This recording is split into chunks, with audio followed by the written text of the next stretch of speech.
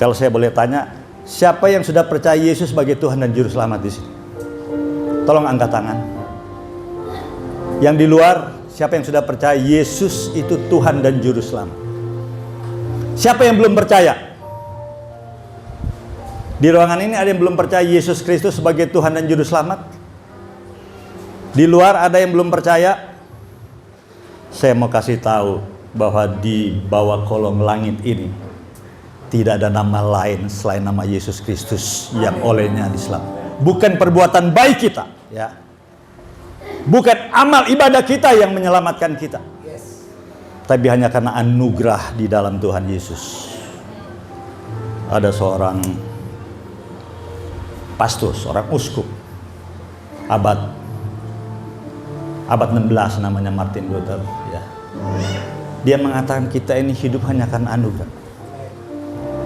Kalau kita lihat perjanjian lama, Tuhan kita senang dengan selebrasi, dengan perayaan-perayaan. Kita melihat ada perayaan 3 besar. Kalau kita lihat di Keluaran 3 itu, ada paling tidak ada 3 perayaan yang diwajibkan Tuhan kepada orang-orang Yahudi. Yang pertama itu Pesak. Pesak itu Paskah, atau ada istilah lain, perayaan makan roti tidak beragi. Pesak atau perayaan roti tidak beragi. Jadi pada waktu bangsa Israel keluar dari tanah Mesir, dari tanah perbudakan, itu di setiap tenda-tenda atau rumah-rumah orang Israel, mereka itu tinggal di Goshen. Tuhan bilang malam ini saya akan membawa keluar umat pilihanku dari perbudakan di tanah Mesir. Tapi harus ada tanda. Di setiap rumahmu, di setiap tenda rumahmu dioleskan apa? Darah anak domba. Supaya pada waktu malaikat maut yang akan membinasakan semua anak sulung di Mesir, termasuk anak sulung ternak hewan, itu akan dilampaui. Pasca Pesak Atim melampaui, dilampaui. Supaya apa? Tidak terjadi kebinasaan.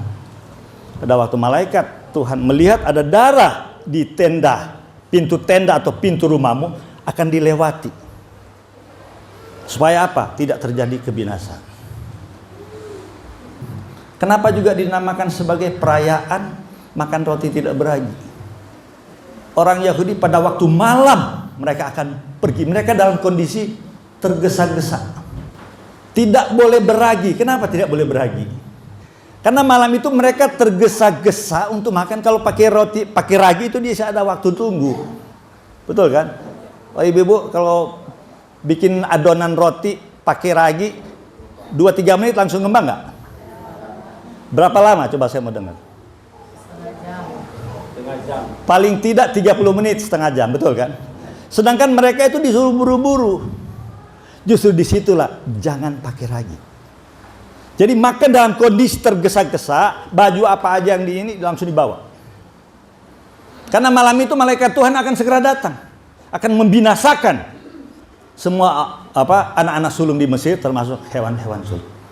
Itu perayaan pertama. Pesak. Bagaimana dengan perjanjian baru atau tradisi gereja kemudian? Pertama yang dirayakan itu ada hari Natal, betul. Hari kelahiran Tuhan Yesus. Kita tahu perayaan hari kelahiran Yesus itu sebenarnya pada waktu Yesus kemudian itu tidak pernah dirayakan. Ini kan dirayakan baru abad kedua, abad ketiga, ya, oleh orang Kristen pada waktu itu. Nah, kita tahu perayaan Natal itu adalah kemudian suatu tindakan ke depan untuk mulai perayaan hal. Karena perayaan Natal itu dimulailah skenario Allah untuk menyelamatkan umat manusia. Kita tahu kedatangan Tuhan Yesus sudah dinubuatkan ratusan tahun sebelumnya. Baik oleh Nabi Yesaya, Nabi Mika, dan beberapa nabi-nabi kecil. Bahwa di Bethlehem nanti seorang wanita perawan akan melahirkan seorang putra yang akan dinamai Yesus, yang adalah Immanuel. Oke, selebrasi. Kita tahu banyak selebrasi yang dilakukan dalam kekristenan. Salah satunya apa?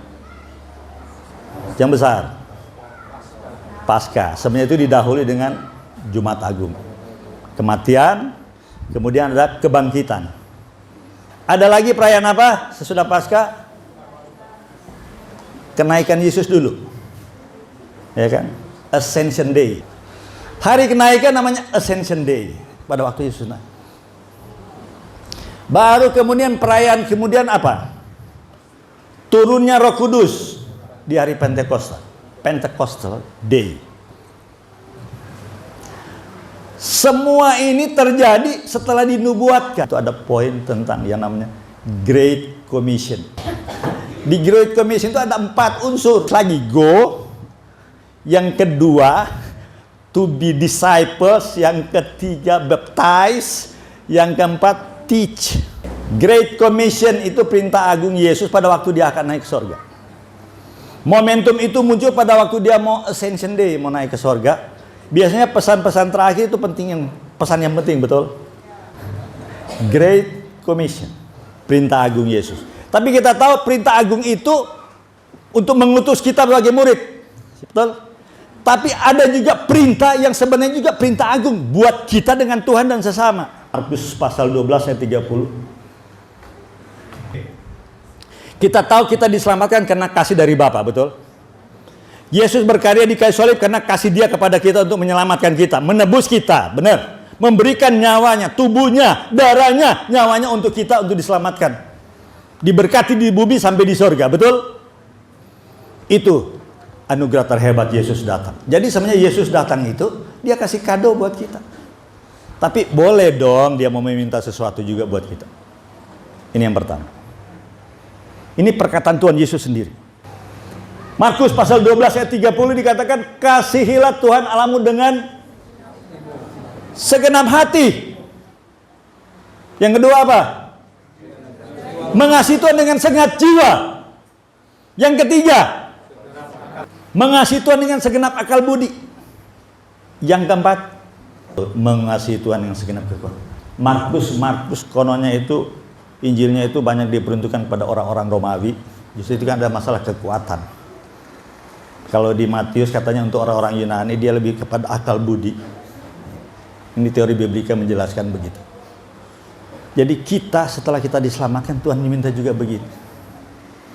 Ini sebenarnya perintah dari zaman Musa ini Tuhan minta. Hukum Taurat ini kan yang bersama. Hai orang Israel, Tuhan itu Allah yang esa. Hendaklah kamu mengasihi Tuhan Allahmu dengan segenap hatimu, dengan segenap jiwamu, segenap akal budimu, segenap kekuatanmu. Jadi mumpung masih muda, kasihlah Tuhan Allahmu dengan kekuatan. Jadi mengasihi Tuhan itu ada 4 dimensi. Pertama, kita harus mengasihi Tuhan dengan segenap hati. Jadi kalau kasih persembahan, kasih yang gede, jangan yang kecil. Belajar hari ini. Kalau di kantong ada 5.000, 50.000, pilih yang 50.000. Kasih Tuhan dengan segenap hati. Tapi mengasihi dengan sukacita dan sukarela. Jangan dengan terpaksa. Kita belajar mengasihi Tuhan dengan segenap.